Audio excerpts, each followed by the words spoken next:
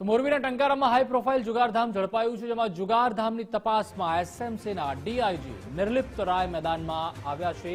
એસએમસીના DIG અને ડીવાયએસપીની ટીમના ટંકારામાં ધામા, જેમાં ટંકારા પોલીસે 1 મહિના પહેલા જુગારધામ ઝડપ્યું હતું. 9 જુગારીઓને 63 લાખના મુદ્દામાલ સાથે ઝડપી પાડવામાં આવ્યા હતા.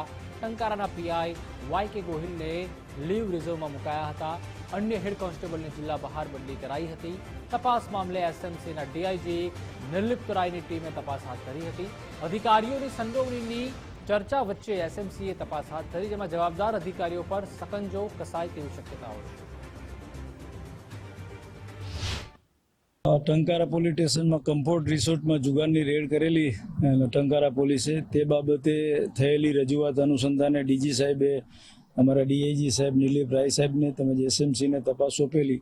તે જુગારની બાબતમાં ગેરરીતિ થયેલ છે તે બાબતની ઇન્કવાયરી છે. ઇન્કવાયરીના કામે આજે અમે કમ્ફર્ટ રિસોર્ટમાં આવી અને તે બાબતના જે પંચો હતા, પોલીસની ટીમ હતી અને જે આરોપીઓને પકડેલા છે તે બાબતના નિવેદનો લઈ અને ઇન્કવાયરીના કામે આજે સ્ટેટમેન્ટ લેવામાં આવેલ છે. હાલ અમારી ગુપ્ત તપાસ ચાલુ છે. તપાસને અંતે આપને જણાવવામાં આવશે કે ખરેખર આમાં કઈ રીતની ગેરરીતિ થઈ હતી અને કયા પ્રકારની રેડ કરવામાં આવેલી હતી.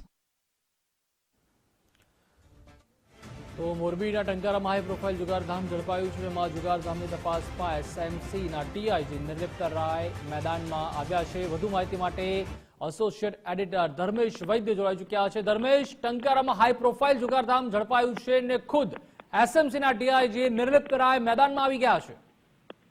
પ્રતિપાલ, થોડા દિવસો પહેલા મોરબીના ટંકારામાં જે હોટલ કમ્ફર્ટ છે એમાં જુગારધામ ઝડપાયું હતું અને એ જુગારધામની જે તપાસ છે એ એસએમસી ને સોંપાઈ હતી. ને આજે મહત્વની વાત એ છે કે એસએમસી ના જે વડા કહી શકાય નિર્લિપ્ત રાય એ મેદાનમાં આવ્યા છે અને મોટી માહિતી એવી મળી રહી છે કે તપાસ દરમિયાન જે પંચોના નિવેદન સહિતની તપાસ હાથ ધરી છે તો મોટા પગલા લેવાય તેવી શક્યતા અત્યારે દર્શાવાઈ રહી છે.